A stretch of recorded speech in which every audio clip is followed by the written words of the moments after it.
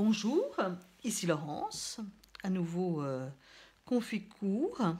Alors aujourd'hui, je vous propose de voir avec un petit peu de dessin et peut-être de la gouache ou de l'aquarelle après, ce qui a trait à la perspective, aux ellipses et aux différents matériaux que sont le métal, le verre avec de la poussière, voilà, et puis l'aluminium. Voilà, alors déjà la mise en place, je vais choisir dans quel sens je vais mettre mon papier, bien sûr. J'ai choisi de le mettre à l'horizontale, puisque ma composition est plutôt à l'horizontale. On va placer les différents éléments. Alors, je vais commencer par un crayon plutôt HB.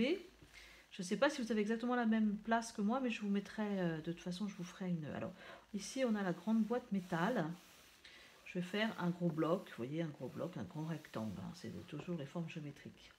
Ici, je vais avoir, il faut que j'ai la place de mettre en hauteur l'objet le plus haut, qui est la bouteille de bain de fixage, c'est la grosse bouteille qui est là.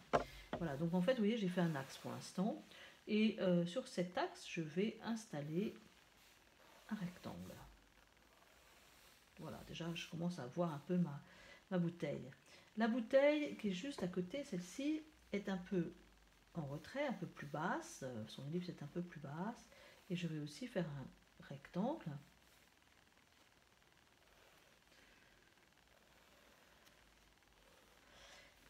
Avec un axe au milieu. Celle-ci derrière va dépasser un petit peu, elle est plus haute. Est-ce qu'elle est la même hauteur que l'autre? Un tout petit peu plus haut que celle-ci. On va la monter ici, on va faire un rectangle que je ne vois pas en entier. Voilà. Et un axe. En fait, c'est intéressant de tout placer parce que, d'abord, si je veux faire un tableau abstrait, c'est intéressant d'avoir peut-être des blocs, si je veux faire un genre Nicolas de Staël. Et je ne suis pas obligée de faire très en détail. Deuxième chose, tout simplement pour savoir si ça rentre dans la page. C'est très difficile de partir de chic comme ça avec un seul élément dans un coin, parce que souvent on n'arrive pas à tout mettre. Alors je préfère placer avant, comme ça je suis tranquille. Alors là je vais placer une perspective. En fait quand je regarde, je vais attraper les arêtes de ma boîte. Je vais mettre une autre arête et je vais rejoindre ce bloc. De l'autre côté aussi. Alors pour l'instant, je n'ai pas très bien calculé, je pourrais mettre ma ligne d'horizon, sachant que je dois vérifier que ce trait qui va vers la ligne d'horizon sur le côté fuit, que ce trait-là fuit par là, et que cette arête qui est plus proche de moi soit plus grande que celle qui est un peu plus éloignée. Alors vous voyez, si ça fait X centimètres, mettons que ça fasse 3 cm, il faut que je me débrouille que ça fasse un petit peu moins de 3 cm, voilà, ou au pire 3 cm, mais plutôt moins. Et donc en fait, cette partie-là est plus grande que celle-ci. Je vais vérifier aussi que cette partie-là va être plus grande que celle-ci, que cette arête-là. Alors je regarde un peu la largeur, voilà. La largeur, c'est-à-dire ce point-là ici, je regarde quel est le rapport de ce trait-là, combien de fois ce trait-là peut être contenu 1, 2, 3, 4 fois à peu près. Vous voyez, si je reporte 1, 2, 3, je vais peut-être un petit peu trop petit. Voilà, on va agrandir. Ici, on va... Vous voyez, ces deux lignes ici qui sont parallèles, normalement, vont se rejoindre vers un point de fuite qui est en dehors de la page. Là, je ne vois pas l'intérieur, mais bon, je m'aperçois que l'angle doit être par là. Bon, et j'appuie très peu, très peu. Ensuite, j'ai une boîte en métal qui est relativement frontale pour moi. Il y a juste un tout petit morceau qui va dépasser là. Une arête. Et puis, ça passe en dessous cette pointe que j'ai là. Voilà. Hop. Et je vais la continuer. Elle va pas assez loin. Ici, j'ai un petit morceau de tube. Ici, donc on a vu que ça partait d'ici. Ici, je vais avoir le retour de ma boîte. Vous voyez, j'essaye de voir ce que ça donne. Je ne sais pas si vous voyez suffisamment, si je pense que ça va. Je ne peux pas trop appuyer parce qu'après, comme je vais venir faire des détails, voilà, hop, voilà. Là-dessus, j'ai un rectangle qui va être la bouteille. Alors, j'ai déjà placé, comme j'ai placé cette boîte, je ne sais pas très bien la taille. J'ai l'impression qu'elle est assez grande, je vais la diminuer un peu. Je vais la diminuer, si je la diminue là, je vais la diminuer là. Voilà, pour pas qu'elle soit trop grande. Alors, j'ai pris une gomme de pain, mais ça peut très bien être une gomme normale ou une gomme de bout de crayon. Alors là, j'ai un bloc qui est visiblement un tube. Ce qui m'intéresse, c'est le bout du tube. Et puis cette forme rectangulaire ou trapézoïdale qui est arrêtée par les pinceaux. Derrière, je vais avoir, donc c'était l'endroit que j'avais choisi, une autre bouteille, le Franc-Bourgeois, que vous voyez, de médium. Voilà, alors comme je ne sais pas la dessiner pour l'instant, je vais faire un rectangle, puis un trapèze, puis un autre rectangle. Voilà, pour la repérer, voir un peu, quitte à la préciser ensuite. Ce qu'il y a, c'est que je ne fais pas, c'est très difficile de faire la bouteille d'un seul bloc. Moi, je n'arrive pas, c'est-à-dire de faire le contour. Je fais les blocs intérieurs qui me permettent de voir les proportions. Vous voyez, là, je m'aperçois qu'elle est trop trapue. Je vais faire son col, ce trapèze, plus long. Ce qui va plus dans le caractère. J'ai pas fait l'axe, et vous voyez, elle est un peu décentrée. Donc, en fait, avec mon axe, ça va être plus facile de faire les deux côtés. Voilà. Je pense que si c'est trop large, vous voyez, je peux voir, je peux aussi les laguer un peu. Voilà.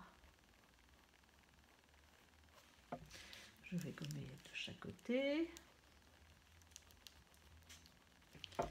Voilà. Et on va faire le bouchon. Voilà, le bouchon, je vois l'ellipse au-dessus. On verra ça tout à l'heure. On n'a pas encore placé nos ellipses. Je mets tout en place pour voir si tout rentre dans la page. Je vais avoir des pinceaux qui sont un grand axe pour l'instant, qui passent au-dessus de cette boîte et qui vient toucher la grosse bouteille. Le premier pinceau, il y a un pinceau caché derrière et un pinceau devant. On ne va pas faire trop de détails pour l'instant. À l'intérieur de cette boîte-là, il y a des tubes. Alors, comment est-ce que ça va être aussi en elliptique? Alors, je peux les dessiner un peu en transparence. J'en ai combien? 1, 2, 3, 6. Alors, il faut que je casse 6 objets. Alors, en fait, au départ, ce qu'on peut faire, c'est faire des compartiments. Premier compartiment, 1, 2, 3. Plus ça va aller loin, plus les compartiments vont être petits. Alors là, est-ce que j'ai 1, 2, 3, 4, 5, 6? Voilà, j'ai 6 places. Là-dedans, ensuite, on peut les faire en transparence. On va placer le tube devant, va être plus gros évidemment. Je les fais en transparence, vous voyez, je place mes tubes en transparence, ça va pour la construction. Ensuite, il sera toujours temps de les effacer. Alors ici j'ai c'est une ellipse. On va voir ça plus précisément. Je regarde juste si j'ai la place de placer tous mes tubes. On va faire un trait fuyant, deuxième ellipse, troisième, quatrième, cinquième, sixième. Voilà. Alors voilà, donc j'ai la place pour mettre mes tubes. Voilà, alors la caisse du coup elle n'est pas très bien placée, elle a été placée en premier mais on va pouvoir la placer par rapport aux objets que j'ai devant puisque les derrière. Qu'est-ce que je vois? Une arête de bord, ensuite une grande ligne qui passe derrière la bouteille.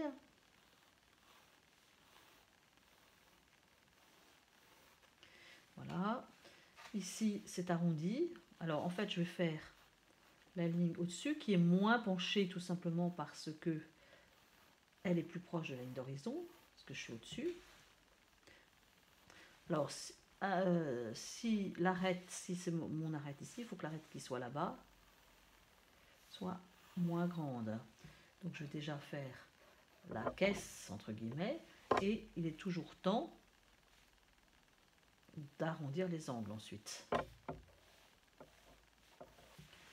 et d'effacer ce dont je n'ai pas besoin. Alors ce qui me gêne un peu, c'est qu'ici en fait c'est un peu plus haut. Vous voyez, on va agrandir un peu cette caisse parce que je veux pas que ça touche le bouchon.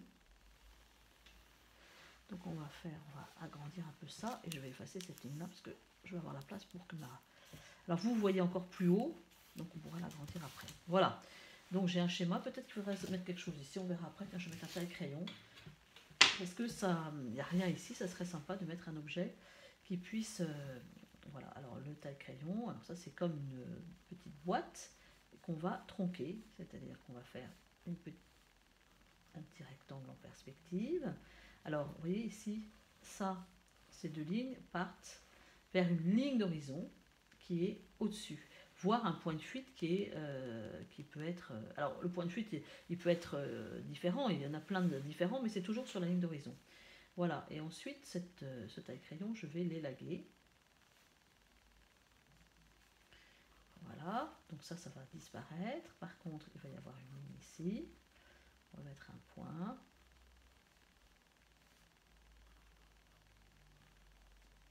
Et là, on va voir apparaître, tout simplement, l'endroit, les ellipses par lesquelles je taille le crayon. Ici.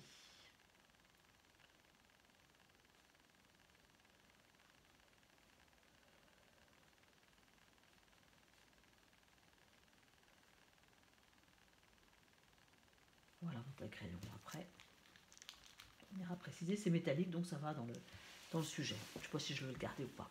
Alors, on va peut-être commencer par les ellipses. Les ellipses. Alors, je vais peut-être prendre un autre papier pour vous expliquer, pour ceux qui n'étaient pas là au début de l'année. Et après, je ferai directement sur le dessin.